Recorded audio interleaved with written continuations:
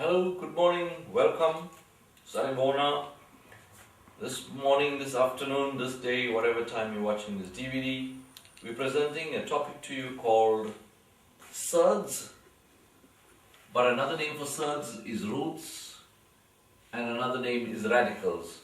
So, if somebody is speaking to you about surds or radicals or roots, they're talking to you about the same topic. Alright, so let's give you some examples of surds. Some examples.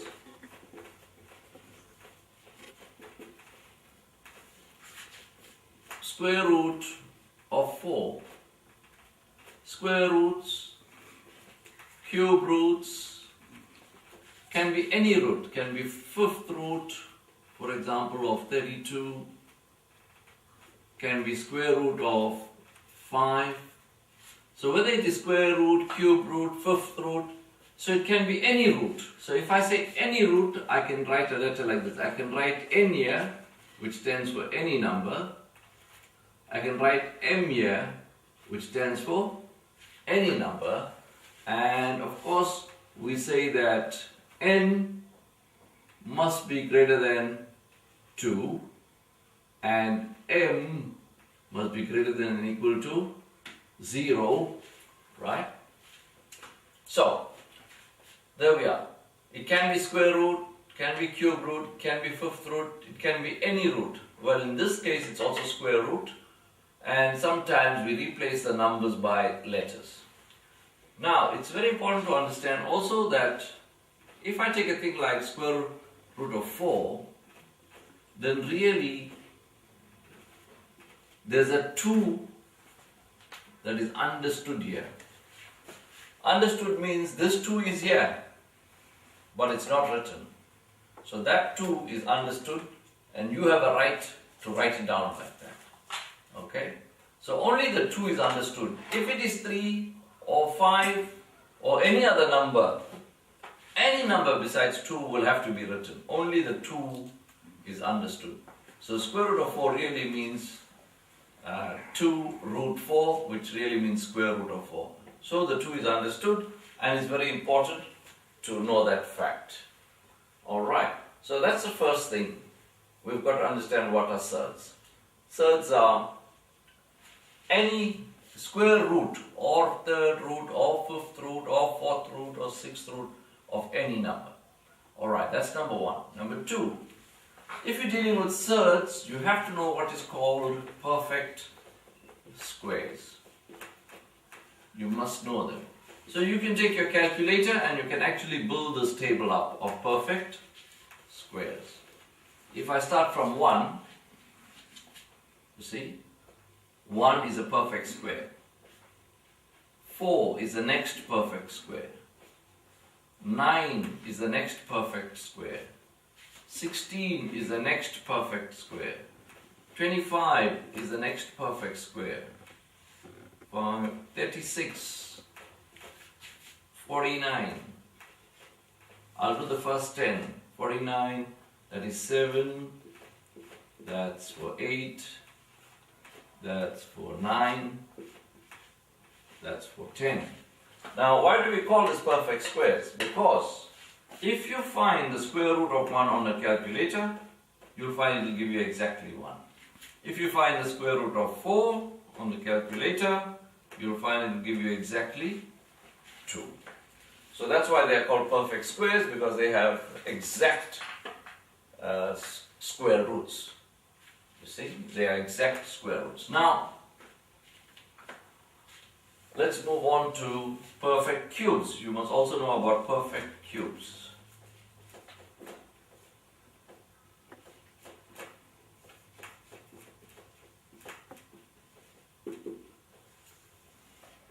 Here too, I will give you the first 10. 1,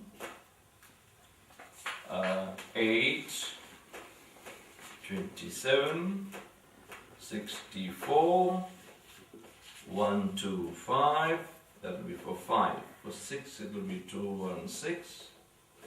For 7, it will be 3, 4, 3. That will be 7. For 8, it will be 512. For 9, it will be 729. And for 10, it will be 1000. So why are these called perfect cubes?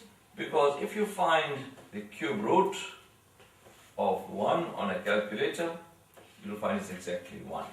If you find the cube root of 8 on a calculator, you'll find cube root, you have to write the 3 here, you'll find it's 2.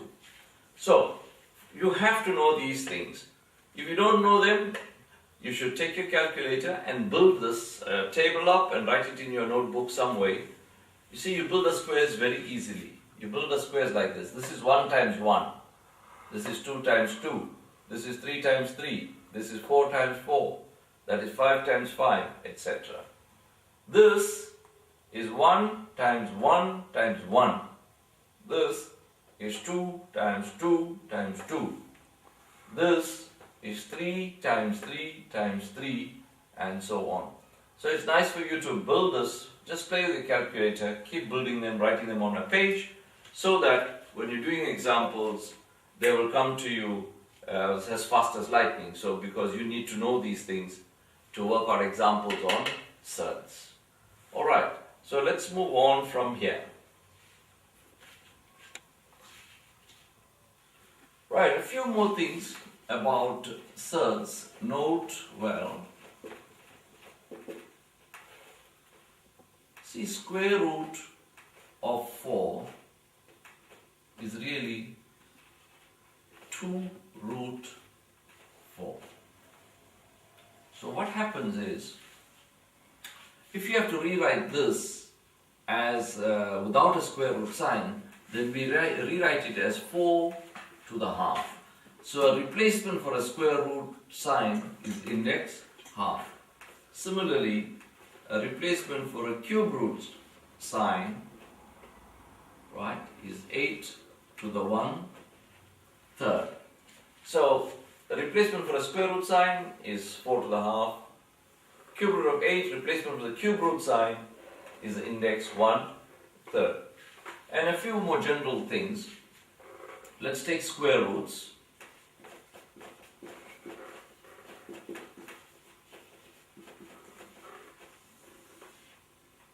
Number 1. This means square root of 4. And if you put in the calculator, you get the answer 2. If we have something like this written, plus minus square root of 4, then there are two answers. The answer is plus minus 2.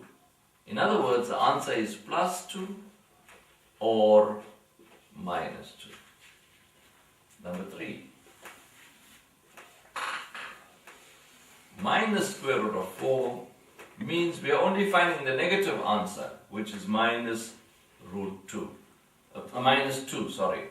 Or, put it in another way, you find the square root of 4 and then multiplying it by minus 1, you're getting the answer minus 2. And finally, number 4,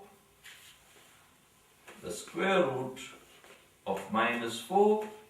If you put this in the calculator, if you put square root of minus 4 in the calculator, it will show you error. That's what the calculator will show you. So, square root of minus 4 cannot be determined.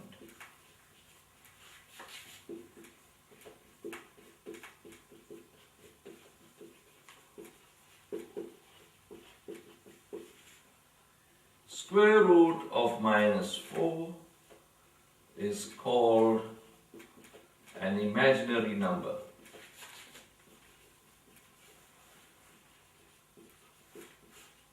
An imaginary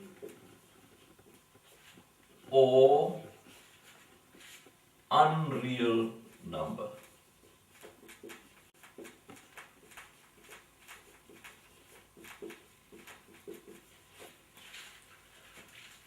Alright, so that's with square roots. And then I'm going to give you a little more general notes on cube roots now. Right, under cube roots, a few general notes. Look, the cube root of 8, if you put it in the calculator, you will see you get the answer 2. There's no problem there. Cube root, sorry. And I must write the 3 if it's cube root. Number 2. It is possible to find the cube root of minus 8, which is minus 2. See, that is 2 because 2 times 2 times 2 gives you 8. Here the cube root is minus 2 because minus 2 times minus 2 times minus 2 will give you minus 8. So, what we are saying that it is possible to find the cube root of a negative number. It is possible to find the cube root of a negative number. Alright, and then number 3, if we had minus cube root of 8, then it means find the cube root of 8 multiplied by minus 1, which will be minus 1 times 2, which finally becomes minus 2. Alright, just to show you the differences between square roots and cube roots. So, in summary,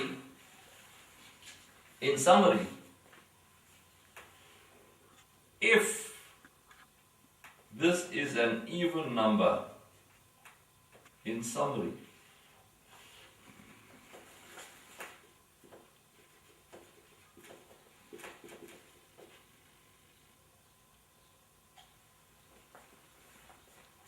right, to summarize, if this is a science, and if this is an even number here, and this number is negative, it's a negative number, then it is unreal.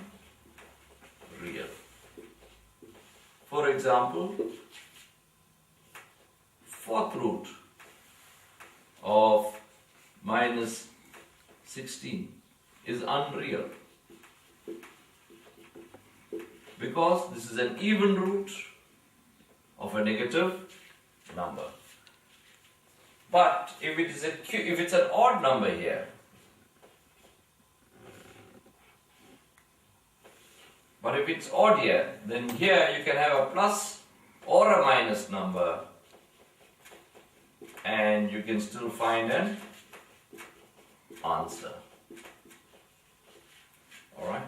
So, if it's the even root here and a negative number, it's unreal, you will not be able to find the answer. But if it's an odd root, then it can be a plus number or a minus number and you will be able to find an answer. Alright, that's some general notes on surds, and then we'll go on to doing them section by section. So the first thing we're going to do is express, let's call this number 1, express as a mixed surd. Let us suppose we had square root of 18. If you try to find square root of 18 on your calculator, you will not get an exact answer. You will get a decimal fraction. But square root of 18 can be broken down into square root of 9 times 2. So, watch carefully what is happening. We are breaking 18 into a perfect square and another number. 18 is equal to 9 times 2. We're making sure that one of the numbers is the biggest possible perfect square. So 9 is the biggest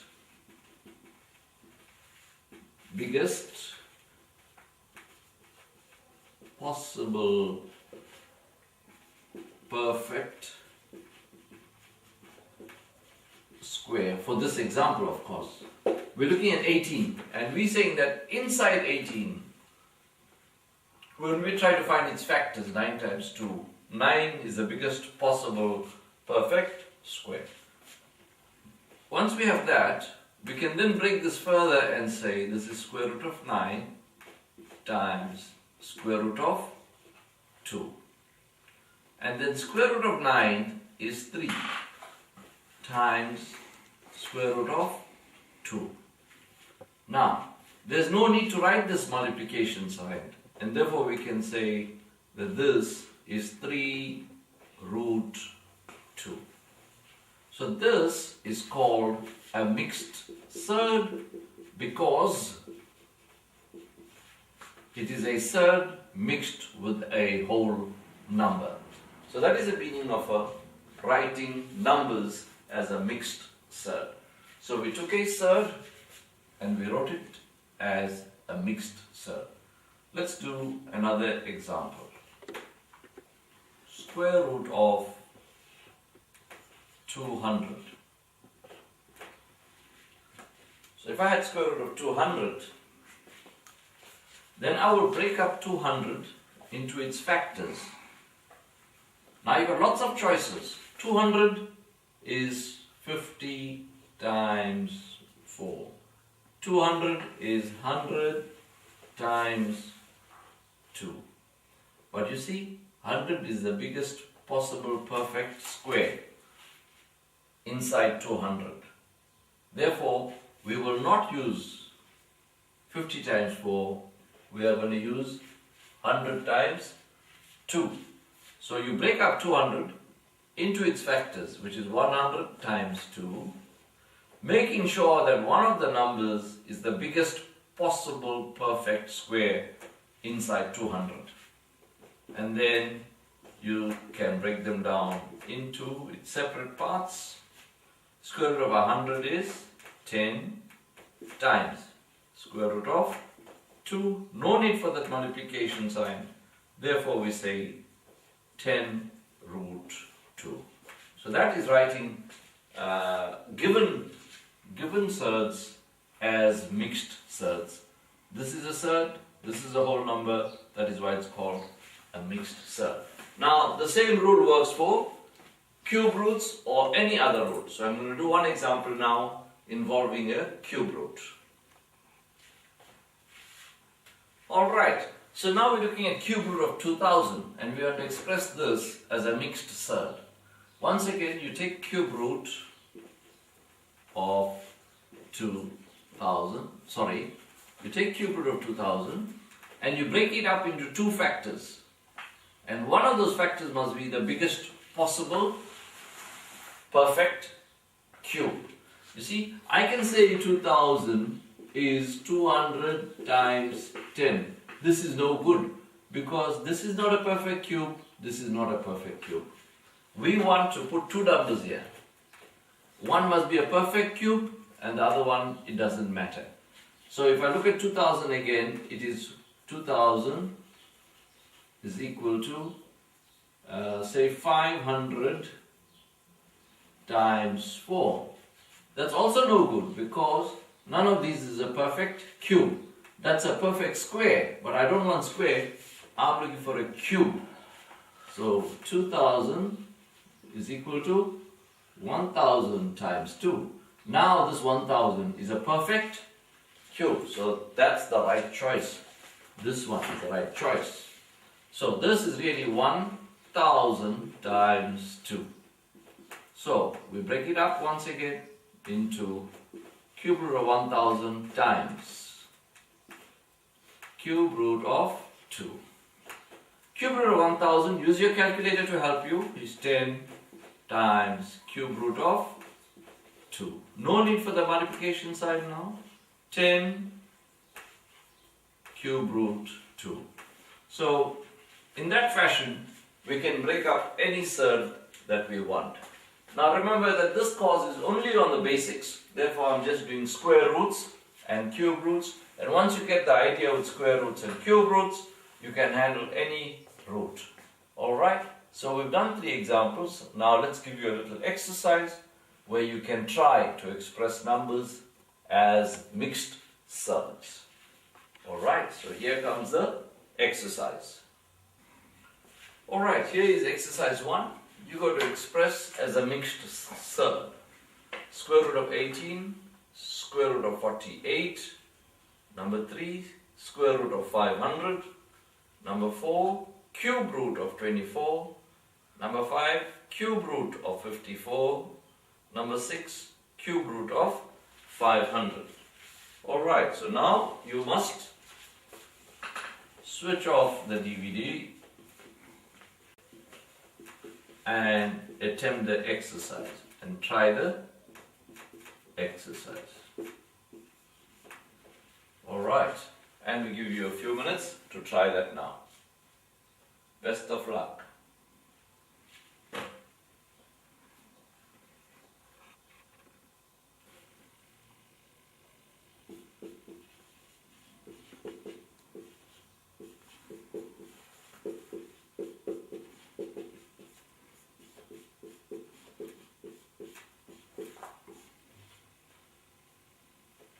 Alright, I hope you finished the exercise.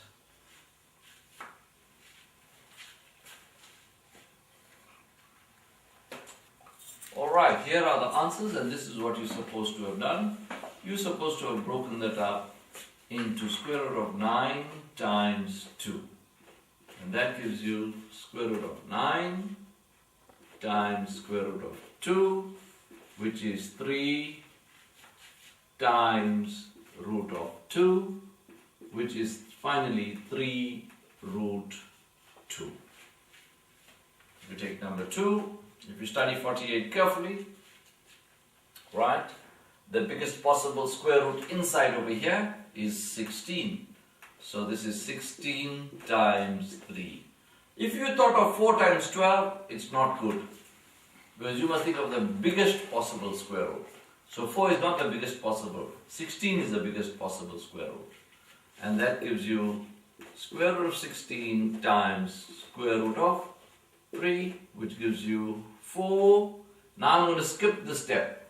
4 root 3. Alright? Square root of 16, 4. I don't have to write the multiplication sign. Root 3. So I can now skip that step here. If I look at square root of 500, square root of 500, the biggest possible square root inside 500 is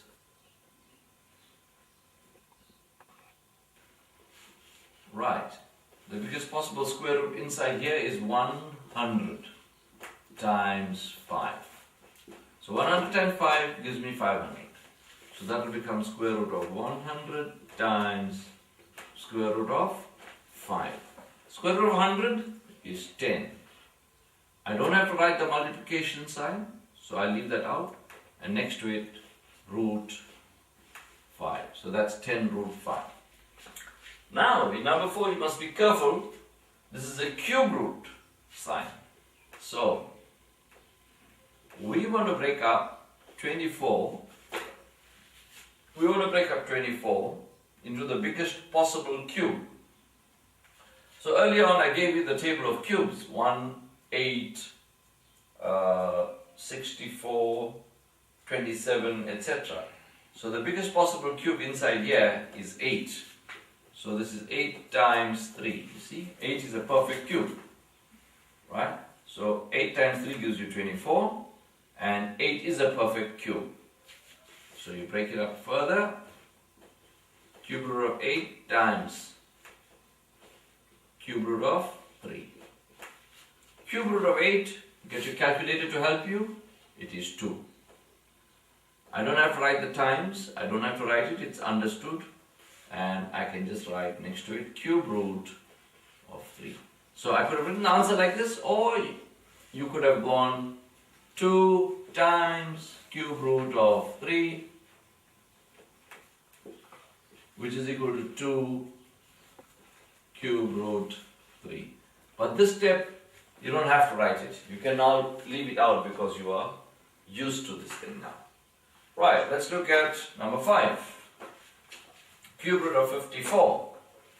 So go and look at your table of cube roots that we gave you earlier on, and you'll find that the biggest possible cube root inside here is 27, because 27 times 2 gives you 54. And 27 is a perfect cube. So, if you rewrite that, separately. We've got cube root of 27. Now, I can write it like this. I can write cube root of 27, cube root 2. I can write like that too. I can use brackets if I want to. And then cube root of 27 is 3. And what's left here? Cube root of 2. So, I can even use brackets like that. So that answer is 3 cube root 2. And finally, we have cube root of 500. So if you study 500 carefully, you'll find that the biggest cube root inside 500 is 125 times 4. You see, 125 times 4 gives you 500. So,